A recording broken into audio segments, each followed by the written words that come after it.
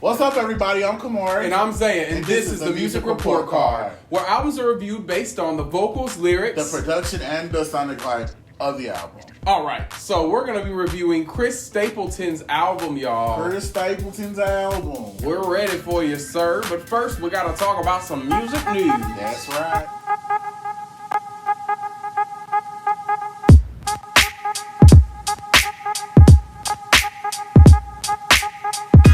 Alright, so first up in music news, the Soul Train Awards 2020 are happening November 29th, hosted by your favorites. Pam and Gina, Tashina Arnold, and Tisha Campbell Martin. I'm so excited for them. It's going to be really fun. Her leads the nominations with 8. And she still doesn't have an official album out. But Crazy. Followed by Chris Brown with 7 nominations, and the Beyonce and Young Thug, your favorite, one of your favorites, follow Chris with 6 nominations. So I'm super excited. Yeah. The awards is always good. I'm sure it's going to be some good singing going on. So yeah, tune in November 29th. Let's go ahead and jump into Chris Stapleton now. All right, Chris Stapleton. Chris Stapleton. Y'all, I got my hat on. I got my some cars. I just finished working on some cars.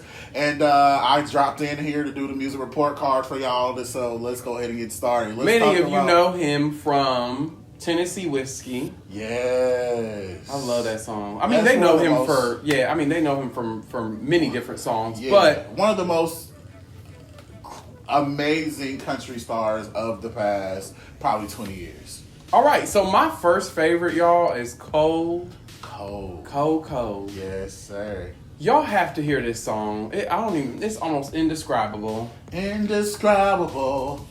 Uncontainable. You changed the key on my song and I really don't know why. You are an upstager. I just was trying to get us to the right key, which probably is still the wrong key, but it's the right key for me. All right, well, let's talk about Cold. Was Cold your favorite too? Cold, I feel like we got to tag team this one because this one was tag team, but back again, again. Y'all, Cold is amazing. It's an amazing song. The feel of it, the energy of it. It's sad. Why you gotta be so cold, girl? Why you do me that way? Why you leave me on yonder? Yeah. Yeah, I mean, wow. I when I wrote my notes, I just put wow. Vocal, in my opinion, of the year. I think he should win a Grammy for this vocal. The grit and everything that he put into this song. Yes, and that's essentially what he's saying is why you gotta be so cold. Why you leave me the way you did? Why you do it the way you did? Yeah, but let's take a moment. You mentioned the grit in his voice. I wanted to lay before the Lord and just lay and prostrate and just give the Lord all the praise and all the honor for Chris Stapleton's voice, because that grit in his voice just took me to a place where I just had to give it all to God. But the guitar. Oh my God! Right, the guitar in there. And I think that's him playing. The solo. Yeah. That's him, right? Yep. Yeah. I honestly felt like John Mayer was in the back. Like, it was just so soulful. I love a good guitar solo. I've mentioned that in our previous episodes. But yeah, I thought Cold was just an amazing, amazing song. All right. So we tag team. That's both of our favorites, in case y'all didn't know. One of our favorites, yeah. But I'm afraid that there's another one of our favorites that's going to be the same. Which one? When I'm With You. You chose that too? I chose When I'm With You. Oh my God. When I'm With You was definitely a classic record. Tell us how you felt about it. I love the swing kind of feel of this song. And he mentioned like there's not, he's getting older and feeling like there's not this pot of gold at the end of the rainbow. Like everything's not looking so good. But when I'm with you. Oh yes. When I'm with you, everything changes and it's just great vibe. Yes, and his wife. Yes, Morgan. So I didn't know. I had to do some research, but I think her name is Morgan Stapleton. She shows up on the album a couple times. I think she's. She showed up on this song though. Yeah, like her that just the duality, little moments, and it's so subtle, and it's almost like you almost felt like he could have been doing his own harmonies, but I was like, that has to be a female voice because his is so rough and and kind of ragged. Yeah. But I think that her sweetness on top of what he's doing. Wow. Y'all, Amazing. Please, When I'm with you, please listen to that. Yes, do us a favor and make sure you go listen to that. And while you're listening to it, make sure you drop down in the comments. Let us know how right we are. If you haven't already, please subscribe. You know what I'm saying? Give us a couple more subscribers. Help us get to 1,000. We're trying to get there, ladies and gentlemen. When I'm with you. So When I'm With You was one of your favorites as well. Yeah. So we're already into our both of our favorites so far. Did you have anything else to talk about with When I'm With You? Yeah, I would definitely say I kind of echo what you said. The sweetness of his wife's voice on top of his definitely works for me. I also loved the lyric where he talked about, basically, I don't remember, I can't call it all the way, but he basically said I'm so grateful to just have a job, and there's millions of people out there that are not working, and of course with this pandemic, it just speaks to the time Absolutely. that we're in, and basically like you mentioned, when I'm with you, I'm grateful. It's a feeling of gratefulness, and I just love, lyrically, that was probably the song that spoke to me the most. Oh yeah, okay. Whiskey Sunrise. Moving right along to my third favorite. Here's where we part. Here's where we part ways. But let me tell you something. Whiskey Sunrise is the new Tennessee whiskey for me. Oh no! It's the new Tennessee whiskey. Oh no! The vocals and how he's roaring through that song. Yeah, he's roaring. But it's the spin. It's the spin of, because Tennessee whiskey is yours, sweet and is amazing and blah blah. And Whiskey Sunrise is all about these sad moments of this relationship that just went bad, and I am not able to forgive, and I'm not able to get over it, and I am drinking myself through this pain, but the pain actually really doesn't go away. Absolutely. And I think that's why what I really like about it is that there's so many people who do that. So many of my friends and family members, so much of America. I'm sorry, I have to extend it out just past the people I know, but obviously we can only speak based on experience. But a lot of people drink and smoke and do drugs and all these different things to get the pain to go away, and he's simply saying it's still there when he's all said and done, and he is afraid of waking up to a whiskey sunrise. I can't drink you away. I've tried Jack, I've tried Gin, I've tried all of their friends. I can't drink you away. You don't know that? That's Justin Timberlake. I know what you're talking about, but oh yeah, that's what that gives me. What you was just preaching. Oh, that's what you thought? Oh, yeah. Okay. Yeah. So yeah, please check out that song, y'all. Let me know what y'all think. It definitely has some vibes to it, and I love the connections, how he connected his pain to things like the deepness of the cuts and the deepness of the pain being similar to the wideness of the river, and just different things like that. And there's a teardrop down in the mud by the river and different things like that. By the river? So he's just, in the river. Down by the river. Well, you know I'm from Indiana, and so I'm not too far from, the Kentucky's in the Tennessees. Yeah, now I'm right, a little Tennessee. further north, Indiana, in Fort Wayne. In the Fort Wayne, ladies and gentlemen. But yeah, let's move right along to your next favorite. My last favorite, Joy of My Life. Woo-wee. I love the guitar on that. I love the way that the song just bellows out. He's again, the grit of his voice is so immaculate. We're going to talk about that a little bit when it comes to the vocals. I have a little bit of a detraction from that, but the guitar in there, the chord progressions, again, I always mention chord progressions because that's what moves me. But yeah, Joy of My Life, the lyric is basically saying exactly what the title says. You are the joy of my life, and I love that song. I like that one too. Yeah, that one had just a classic. A lot of these songs had these classic nostalgic feels, and I felt like I was listening to. For those of you who don't know, I am biracial, so I got that white Caucasian side. Do you? I thought you were full blood black. Oh, you probably didn't know, sir, but there are some light skinned Negroes out here. But I am not one of them. Well, I am, partially. But I think that it reminds me really a lot of the music that I heard 20 years ago. 30, I don't want to tell my age. But he's only 12. He just turned 13. So it just really, some of these songs just really have that classic country feel to them. Country. And they just feel so good. Yeah. So much. So much. I definitely love the album for that. Let's talk about some of our honorable mentions and some of the songs that we didn't like. And one of the songs that I didn't like, I'm going to start with the one I didn't like, was Maggie's song. Maggie's song is the most country song I ever heard in my life. The song is about a little dog. And if you have not heard this song, please drop down in the comments and tell me I'm not crazy. This song is like country. It's giving Mary Had a Little Lamb, the country version. So country. And I was just like, man, I could have did without this. You had so many other great songs. But it was a great storytelling song. It works for what country music is known for. But I was like, really? A song about a dog?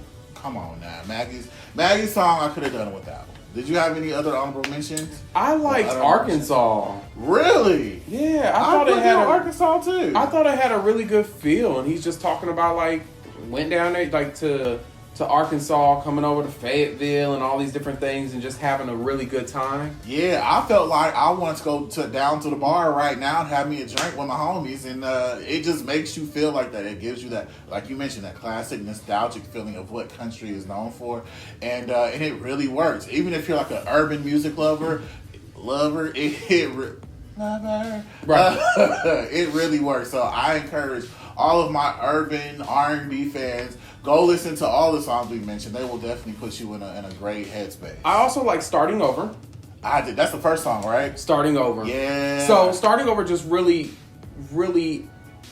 it was relatable for me because that's what I did. I come from Indiana. Ain't nothing going on there. Hey, Miss Laura. And that's my mama. And I moved down to Atlanta to do something different. And that's kind of what he's saying. Like, I'm ready to start over. I got people out on the West Coast. Yeah. And I'm ready for something new and something different. And that kind of tied in also to Nashville, Tennessee, where that's the last song on the album, where he's kind of saying goodbye, Nashville. Like, you've been great, but you also have, there's some pain there, and there's some negative things that have transpired through that, and I feel the same way. I love my city, I love where I'm from, but at the same thing, in the same sentence, there's also some trauma and some other things that are connected to where I'm from that just made me want to, move on. Move on. So, start over. I started over. Yeah, let's start over. Stop fighting about the same old thing. Let's start over. I'm tired. What was the other one you didn't like? Camarray did not like the Hillbilly song. Oh, yeah. I could have definitely done without the Hillbilly song. I like the Hillbilly song. Really? Because I know some hillbillies. I do too, but I got some hillbillies in my family. Oh, no. So a little, like some of the stuff he was saying, it was just relatable. It was relatable because it's like, being biracial, I think you identify with black because, well, some people identify with the darker color. I mean, because that's what they see. But when I look back and reflect, there's a lot of hillbilly ways I got about me. I look back over my life and I see Uncle John and... They not gonna know that song. It was Uncle Mike. Uncle Michael. Uncle Michael. Wow. But enough about that. Let's go ahead and give Mr. Chris Stapleton his grade. I hope he gets a well grade because he did his thing on this album. So I gave him for vocals, I gave Chris a 4.25. Wow. Those vocals, I'm telling you, for country, I feel like it's just hard. For music, but also for country. It is just hard to get, I wouldn't say all that rasp, because you have rasp with gospel singers and in so many other areas, but that dark, rich sound and not being dedicated to gospel, which is usually where I would hear that. Come on, Chris. You got that gift. You got that thing. Yeah, I actually gave him a 4. And I'm just gonna say this. I mentioned it in the top half of the review. That grit and that gusto that he has is used throughout the album. The only reason why I gave him a 4 is because we reviewed Keith Urban, and here's the difference between the two. Keith is able to give not as much grit and as much oomph up under there and give those really hearty vocals, but there's he's able to give us there's a duality in Keith Urban's voice, and I kind of miss that in and Chris Stapleton just a little. I think he toned it down some on certain songs, but and he can't. You could hear his It's like he can't. But I felt like the grit was really when he actually pushed his voice and stretched his vocals a little bit. Yeah, but there was just no sweetness. Okay. I want a little ice cream with my banana pudding. Okay, with your banana pudding. Okay, moving right along. I just want a little sweetness. That's what I meant. All I'm saying is I want a little sweet. After I finish working on my cars, I'd rather get a little tired. So I gotta have a little sweet, with my situation. All right, so for lyrics, I gave a 4.25 as well. Like I said, I've already kind of talked about it. Some of the descriptive words that are used and the metaphors and different things like that, and just relating situations to other things. Yeah. I just feel like, lyrically, he deserved more above the average of the average. For sure. I definitely follow you there with the 4. I think, honestly, and I hate to put this out there like this, but I just love the country music albums that we've reviewed this year. Lyrically are leaps and bounds above some of the R&B and hip hop albums that we've reviewed, and it's honestly because of that storytelling. I think that that's something that our R&B and hip hop counterparts can really. Hip hop, I guess kind of does that, but it's kind of very one sided. It's kind of I shot you, we beefing, or you my girl, and it's kind of like, but there's no real storytelling. Like when I was 15, I had this going on with my mom, and it's not that kind of thing. So storytelling, amazing metaphors, like you said, I had to give them a strong 4. Absolutely. I forgot the storytelling part of it. Yeah. But I guess the descriptive words and all that kind of alludes to that. Yeah. All right, so moving right along to the production. Production, I gave a 4. I think that everything production-wise was great. Not a 5, but definitely still great. I actually gave him a 3.75, and I think the reason that production wise, again, it kind of lends to the vocals. Everything was just in your face, and I wanted some stuff that was pulled back. There was, as far as he's concerned, there was some sweet moments with his wife on there, but I mean, everything was just in your face, and I wanted some of the production to be pulled back. I wanted, and we talked about this, I think, even with Keith Urban, some of the instrumentation to be pulled back. Some of the vocals more so. Oh, okay. Yeah, some of the vocals to be pulled back a little bit.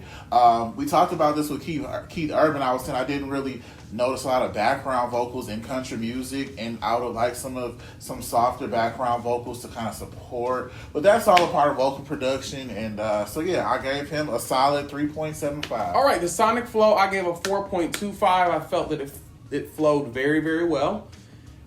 I think that he did a good job of also, the first few songs were, first one was decent speed, second one was decent speed, third one was cold, but then it kind of picked up a little bit. He gave us some little country rock feel to it, slowed it back down. So, I mean, I don't know. I think that the flow overall, it felt definitely like a country album, that's definitely important, obviously. Yeah, I definitely gave him a 4. I think from start to finish, it was a solid album. I think, even though I mentioned Maggie's song not being my favorite song in America, you guys can drop down here. And Hillbilly. Oh, yeah, and Hillbilly. I didn't like that one either. But even though I don't like those songs, they still fit and they still have a place on the album. Hillbilly Blood, they still have a place on the album. They still help the album feel whole and cohesive. So I definitely, again, followed up with a 4 for Sonic Flow. All right. So when we add all of those up, it gives us an average of 4.06. That's right. Which gives us a percentage of 81.25. That's right. Which gives a grade of... Chris Stapleton, my man, you got a B-. B-. I'll take my hat off to you, sir. Chris Stapleton, I think you are seriously one of the greatest male voices of the last 15 years. You're an amazing talent, and I think you had an amazing album that you put out with Starting Over. I think so also. I think that I want to just take a moment to talk about very quick moment, to talk about the album cover. Oh, yeah. So the album cover was so simple, just white. Starting Over by Chris Stapleton. Just very simplistic. Love it. And I get it. Now he's getting ready to write his new journey. Yeah. Oh, that's deep. So I think that's what he wanted us to give. He wanted to convey to y'all. Yes. In case y'all missed it. And we need you not to miss it. With that being said, we want you guys to please make sure you drop down in thine comments. Make sure you talk to us. Let us know, are we right or wrong? This is my first full Chris Stapleton album. Let me know if I'm full of honker doodle. And let us know, Dave, what you thought he said was spot on. Make sure you guys give us some likes. Make sure you thumbs this video up. And last but certainly not least, please subscribe to our channel. We've got some other great content coming your way.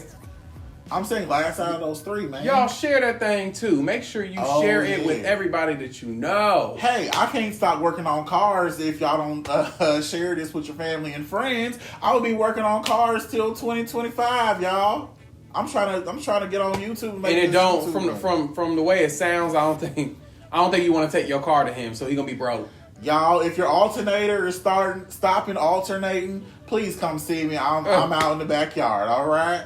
Moving right along. Let's wrap this thing up. With that being said, I'm Camarray and I'm Zaiah. Peace out, y'all. And we'll talk to y'all later.